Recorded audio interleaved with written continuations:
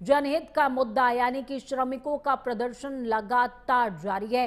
CM Yogi Adityanath ने बड़ा ऐलान कर दिया, श्रमिकों के अधिकारों से खिलवाड़ किसी भी कीमत पर बर्दाश्त नहीं किया जाएगा। 66 लोगों को गिरफ्तार किया गया है,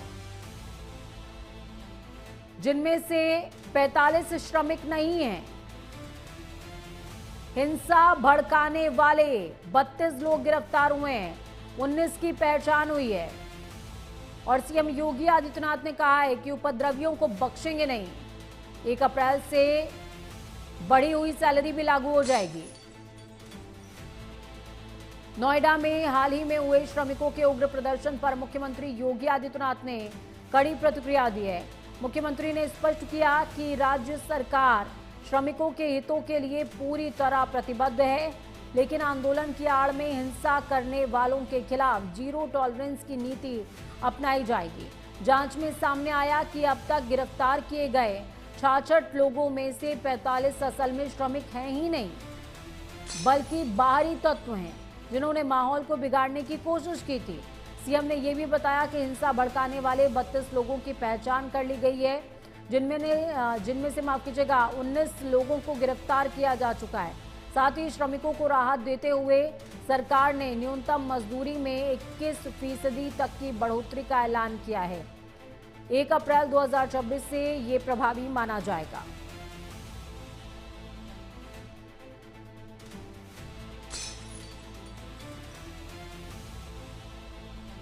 इस खबर पर ज्यादा जानकारी के लिए अमित मिश्रा जुड़ गए हमारे साथ में ग्राउंड जीरो से लाइव। अमित, 3-4 सवाल इस खबर के बाद जहन में आते हैं। सबसे पहला सवाल मेरा आपसे रहेगा कि जो लोग गिरफ्तार किए गए उनमें से ज्यादातर लोग बताया जा रहा है कि वो श्रमिक हैं ही नहीं, उनकी पहचान हुई है। ऐसे कौन से लोग हैं और उनकी तरफ से क्या बयान अभी तक दर्ज हो पाया? जी बिल्कुल, देखिए पूजा, जिस तरीके से लगातार इस मामले को लेकर के अब जांच का दायरा बढ़ रहा है और लगातार समिति के साथ साथ जो पुलिस की जांच है उसमें कई खुलासे हो रहे हैं। पहले ही इस बात की आशंका जताई गई थी कि जो जिस तरीके से 3 दिन से जो श्रमिक है वो शांतिपूर्ण धरने पर बैठे हुए थे, अपनी मांग को लेकर के बैठे हुए थे, लेकिन अचानक उनके जो धरना है वो आंदोलन में तब्दील हो जाता है और आगजनी जैसी घटनाएं सामने आती हैं। बृहद पैमाने पर जो उसका तस्वीरें हैं वो साफ तौर पर देखने को मिली थी। आगजनी होती है, पुलिस की गाड़ियों पर तोड़फोड़ किया जाता है, पुलिस पर हमला किया जाता है। उसके बाद जब इस पूरे मामले की जांच की जाती है तो अब नए खुलासे हो रहे हैं और लगभग 32 लोगों को जो हिरासत में लिया गया है और ऐसे लोगों को चिन्हित किया गया है। चलिए, बहुत शुक्रिया अमित, हमारे साथ जुड़ने के लिए, अहम जानकारी साझा करने के लिए। सीधे लोकसभा का रुख करेंगे। अखिलेश यादव क्या कुछ कह रहे हैं, सुनिए। भाजपा अपना नारी का नारा बनाना चाहती है और बदलने की कोशिश कर रही है। जिन्होंने नारी को अपने संगठन में नहीं रखा, उनके मान सम्मान के लिए कैसे रखेंगे? और अगर ये बात गलत है, अध्यक्ष महोदय, जिस पेरेंटल संगठन से आप निकले हैं उसमें मान सम्मान के लिए संगठन में कितनी नारी हैं ये बता दें आप। और इनका, क्योंकि पिछले कई वर्षों से अध्यक्ष जी ये सरकार में है और मैं सुन रहा था माननीय मंत्री जी को मैं सुन रहा था, उन्होंने बहुत सारे योजनाएं, बहुत सारे कार्यक्रमों की जानकारी दी। लेकिन अगर हम दुनिया के आंकड़े देखें, जेंडर इक्वलिटी में हम कहां खड़े हैं? हम 146 में 127वीं जगह पर खड़े हैं। और अगर हम इनके खुद के सरकारों को देखें अगर, तो अध्यक्ष महोदय इनके 21 जगह सरकारें हैं। 21 जगह यूनियन टेरिटरी और स्टेट मिलाकर के और सहयोगी दलों के साथ मिलकर के 21 सरकारें इनकी हैं। भारतीय जनता पार्टी ये बताए कि उनके 21 स्टेट में जहां सरकारें उनके सहयोगी साथियों के साथ चल रही हैं, कितने मुख्यमंत्री इनके बने हुए हैं? कितनी महिला मुख्यमंत्री बनी हुई इनकी? 0। और जो दिल्ली की बनी हुई हैं, हालांकि वो हाफ चीफ मिनिस्टर हैं, और वो भी महिला होने के नाते केवल हाफ चीफ मिनिस्टर है। नहीं, अधिकार कहां है? एक चीफ मिनिस्टर के जो अधिकार होते हैं, एक स्टेट के जो अधिकार होते हैं, क्या आपके दिल्ली की मुख्यमंत्री के पास वो अधिकार है? और फिर जो अभी तक जो सबसे बड़ी पार्टी है, जो सबसे बड़ी पार्टी अपने आप को कहते हैं, पूरे देश में जितने भी इनके विधायक चुने गए हैं, आप बताओ आपकी संख्या क्या है? 10% से ऊपर नहीं जा पा रहे हैं आप? क्या 10% से ऊपर हैं आप? और फिर लोकसभा की गिनती में अगर हम देखें तो लोकसभा की गिनती में कितने संख्या में आप हैं? इसलिए अध्यक्ष महोदय, जहां हम ये कहते हैं कि हम महिला आरक्षण के पक्ष में हैं, वहीं कुछ सवाल हमारे भी आपके लिए हैं। मैं उससे पहले याद दिलाना चाहता हूं कि कई बार लोग ये कहते हैं कि समाजवादी पार्टी विरोध करती है। अगर हम अपनी बात कहना चाहें तो डॉक्टर राममनोहर लोहिया, जिनकी विचारधारा पर हमारी समाजवादी पार्टी का आधार है, उनके द्वारा हमेशा महिलाओं को पुरुषों के बराबर की हिस्सेदारी हर क्षेत्र में देने की बात कही गई। और मैं उनको कोट करना चाहता हूं कि संस्कार का आरंभ महिला से होता है। यदि महिला जागृत है तो पूरा समाज जागृत हो जाता है। ये लोहिया ने हमारे जिस विचारधारा पे हम लोग चल रहे हैं वो हम आपको बताना चाहते हैं। जब तक महिलाएं राजनीति में नहीं आएंगी, सामाजिक क्रांति अधूरी रहेगी। लोहिया जी ने निरंतर महिलाओं की राजनीति में महत्वपूर्ण भूमिका पर बल दिया है और समाज में वास्तविक परिवर्तन उनके योगदान से ही आ पाएगा। इसलिए मैं याद दिलाना चाहता हूं अध्यक्ष महोदय, उत्तर प्रदेश में पंचायत में सबसे पहले आरक्षण महिलाओं के लिए लागू करने का काम समाजवादी पार्टी ने किया।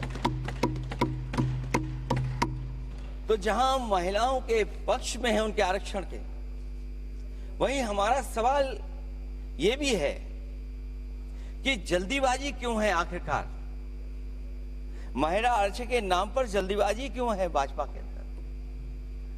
सच तो यह है कि भाजपा जनगणना को टालना चाहती है, और जनगणना को टालने का मतलब है कि जाति जनगणना को टालना चाहते हैं।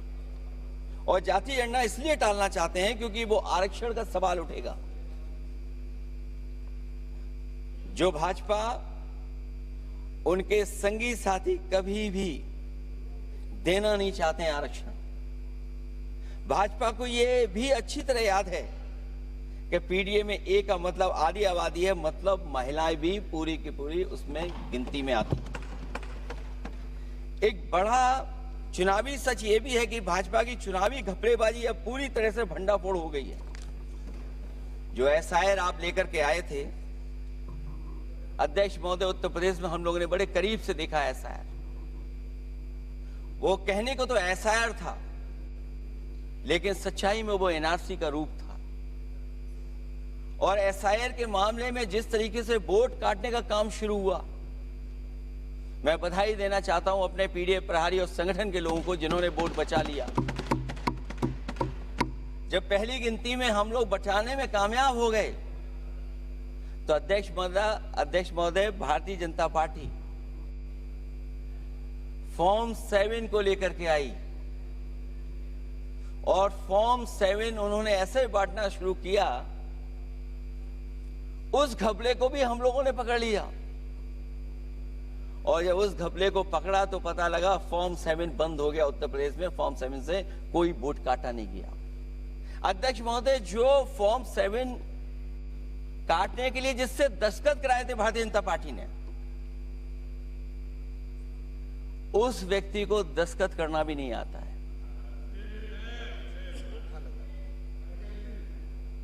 अध्यक्ष महोदय, जो एसआईआर के बहाने फॉर्म 7 लेकर के आए थे, जो फॉर्म 7 दस्तखत करा करके वोट काटे जा रहे थे उत्तर प्रदेश में, जब पकड़ा गया, हम लोगों को जानकारी मिली, हम लोगों ने उसको प्रेस के सामने लेकर के आए और चुनाव आयोग को शिकायत की। फॉर्म 7 से वोट कटना रुक गया, लेकिन अभी भी उस पर कोई कार्रवाई नहीं की जिसने उसके नकली दस्तखत कराए थे अध्यक्ष महोदय। इससे तो लगता है कि पूरा का पूरी व्यवस्था जुड़ी हुई है भारतीय जनता पार्टी से। और धीरे धीरे जो भारतीय जनता पार्टी की सरकार चली है, हेरा फेरी हम लोग पकड़ लिए, भाजपा की कलई खुल गई और उसके समर्थक और वोटरों का आकार पड़ने लगा तब भाजपा निराशा के इस दौर में उभरने के लिए बिल लेकर के आ रही है। ये भारतीय जनता पार्टी का जो वोट कम हो रहा है, असली लक्ष्य अध्यक्ष महोदय वोट है, सत्ता में रहना है, इसलिए आरक्षण को लेकर के आए हैं। भाजपा की यही राजनीतिक चाल रहती है। जब पुराने लोग ये समझ जाते हैं कि भाजपा किसी की सगी नहीं है, तो हर बार भाजपा कुछ नए लोगों को अपने लुभाने जुमलों में फंसाती है। इस बार भाजपा महिलाओं को लेकर ये पुरानी चाल चल रही है, लेकिन सफल नहीं होगी, क्योंकि सबसे ज्यादा दुखी तो महिलाएं ही हैं। भाजपा की कमीशन खोरी और चंदा वसूली की वजह से जो महंगाई बढ़ी है, उससे उनकी रसोई सूनी हो गई है। रही सही कसर सिलेंडर की, बेतहाशा बढ़ती कीमतों ने पूरा कर दिया है। ये अध्यक्ष महोदय मैं इसलिए कह रहा था कि माननीय मंत्री सिलेंडर की याद दिला रहे थे। उन्होंने इज्जत घर को भी याद दिलाया, जिसको कभी प्रधानमंत्री जी ने कहा कि ये इज्जत घर होंगे। गांव गोद लिए गए, जाकर के सरकार देखे उन गांव को अनाथ अगर किसी ने छोड़ा है तो भारतीय जनता पार्टी ने छोड़ा है। हर महिला अपने बच्चों को पढ़ाना चाहती है, लेकिन भाजपा की शिक्षा विरोधी सोच तो सरकारी स्कूल तक बंद करवा दे रही है। महिलाओं का दर्द क्या होता है, ये मेरठ के दुकानदारों के परिवार की महिलाओं की आंखों में आए आंसू भी बयां कर रहे हैं, और नोएडा की मजदूर और मेड के गले बयान भी कर रहे हैं। क्योंकि जब हम बहस महिला आरक्षण पे कर रहे हैं, तो हमें याद रखना चाहिए कि हमारे बिल्कुल बगल में 40,000 से ज्यादा लोग सड़कों पे मजदूर, महिलाएं सड़कों पर हैं, जहां से प्रभु श्री राम जो कभी हम लोगों ने स्क्रीन पे देखा था, वो चुन करके आए थे। वहां पर महिलाएं धरने पर बैठी हैं, और अगर ये धरने पर इसलिए बैठी हैं क्योंकि उनको न्याय नहीं मिल रहा है। भारतीय जनता पार्टी की सरकार की वजह से उनके घर उजड़ रहे हैं। महिलाएं रो रो करके न्याय मांग रही हैं। तो मैं कहना चाहता हूं अध्यक्ष महोदय सरकार से कि अगर ये बिल इतना ही सही है, तो इसे मेरठ नोएडा की पारिवारिक और कामगार महिलाओं के बीच बैठकर घोषित किया जाए कि उनके लिए इसमें क्या क्या होने जा रहा है। हम महिला आरक्षण के साथ हैं और उस भाजपाई चालबाजी के खिलाफ हैं, जो एक साजिश के तहत की जा रही है। भाजपाई और उनके संगी साथी देश की सबसे बड़ी आबादी के वर्ग मतलब पिछड़े वर्ग की महिलाओं के बारे में चुप्पी साधे बैठे हैं। ये बात अध्यक्ष जी समझ में नहीं आ रहा है, क्योंकि जब हम लोग प्रधानमंत्री जी को सुनते थे तो वो ये कहते थे कि हम पिछड़े वर्ग से आते हैं, हम आप जैसे ही हैं, पिछड़े हैं। लेकिन जब आरक्षण की बात हो रही है तो पिछड़ों की संख्या इसमें कितनी है, हमें उम्मीद है कि सरकार इस पर जरूर बात अपनी रखेगी। ये संशोधन के नाम पर जो जल्दीबाजी दिखा रहे हैं, दरअसल उसके पीछे भाजपाइयों की मंशा है कि जनगणना न करनी पड़े, क्योंकि अगर जनगणना करनी पड़ेगी तो जातिवार आंकड़े भी देने पड़ेंगे और जातिवार आरक्षण भी। ये भाजपा का एक बहुत बड़ा षड्यंत्र है, जिसमें जनगणना आधारित परसीमन को नकार कर पिछड़ों का अधिकार लूटा जा रहा है। ये लोकतंत्र के खिलाफ खुफिया लोगों की गुप्त योजना है, जो अब तक स्वीकार नहीं, जब तक प्रक्रिया के साथ हम लोग स्वीकार कभी नहीं कर सकते, जब तक इसका लागू करने का तरीका ठीक ना हो। अगर पिछड़ों की आबादी कम से कम अगर हम गिन लें कि 70%, 80% से ज्यादा है, अध्यक्ष महोदय, अगर हम उनको 66% मान लें, तो इनकी आबादी कम से कम पिछड़ों की 33% होगी, आधी आबादी की जनसंख्या, जिनके हक की बात तो है ही नहीं इसके अंदर। इसका मतलब यह हुआ कि पिछड़े वर्ग की 33% महिलाएं, उनको हक देना नहीं चाहते ये लोग, हक उनका छीनना चाहते हैं। और फिर जो डिलिमिटेशन का साथ साथ लेकर के आए हैं, ये डिलिमिटेशन क्या है अध्यक्ष महोदय? ये डिलिमिटेशन है कि इलेक्टोरल मैप को बदल दें। हमारे पूर्व में कांग्रेस के सदस्य ने ठीक कहा है कि जब डिलिमिटेशन की बारी आई तो इन्होंने पूरी रणनीति बना करके कि किस तरीके से लोकसभाओं के क्षेत्र बनाए जाएं, क्षेत्र कैसे बने जिससे कि उन्हीं को पॉलिटिकल लाभ मिले। वो हम लोगों ने आसाम में भी देखा और जम्मू कश्मीर में भी देखा है। इसलिए हम चाहते कि पहले जनगणना हो और जनगणना जब आंकड़े सही आ जाएंगे अध्यक्ष महोदय, तब जाकर के डिलिमिटेशन ठीक होगी। और अगर आंकड़े ही ठीक नहीं हैं तो फिर आरक्षण कैसे ठीक होगा? क्योंकि आरक्षण का आधार ही हमारा जनसंख्या पर है।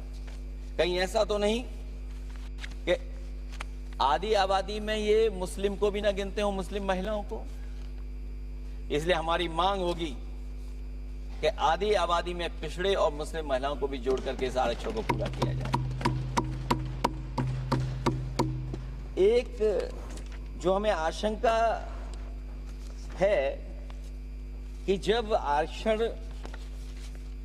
होगा और डिलिमिटेशन होगा और जब संख्या बढ़ेगी तो उत्तर प्रदेश की संख्या विधानसभा की 500 से ऊपर होने जा रही है। और अगर 500 से ज्यादा होने जा रही है तो उसमें सरकार क्या विचार कर रही है? कहीं कोई ऐसा षड्यंत्र तो नहीं है जो हम महिला आरक्षण के बहाने उस षड्यंत्र को छिपा करके आगे बढ़ रहे हों? क्योंकि उत्तर प्रदेश में 120 सीटें तो लोकसभा की होने जा रही हैं और विधानसभा की सीटें तो अगर 600 हो रही हैं, अगर 600 हो रही हैं तो कहीं ऐसा तो नहीं अध्यक्ष महोदय उसमें भी कोई साजिश षड्यंत्र हो? जो षड्यंत्र हम लोगों को समझ में नहीं आ रहा हो। और अगर षड्यंत्र रहेगा तो जैसे अयोध्या हारे आप, एक बार फिर उत्तर प्रदेश आप हार जाएंगे। और 33% सीटें कौन सी होंगी? आप अगर सीट रिजर्व कर देंगे, कॉन्स्टिट्यूंसी रिजर्व हो जाएगी, तो अध्यक्ष महोदय ये महिलाओं के बीच ही कंपटीशन करा देंगे। अगर कॉन्स्टिट्यूंसी रिजर्व होंगी तो अध्यक्ष महोदय महिलाओं के बीच ही कंपटीशन हो जाएगा। क्योंकि वो अध्यक्ष महोदय वो माननीय सदस्य कह रहे हैं कि वो तो होना चाहिए। वो सास बहू वाली तो हार गई हैं आपकी।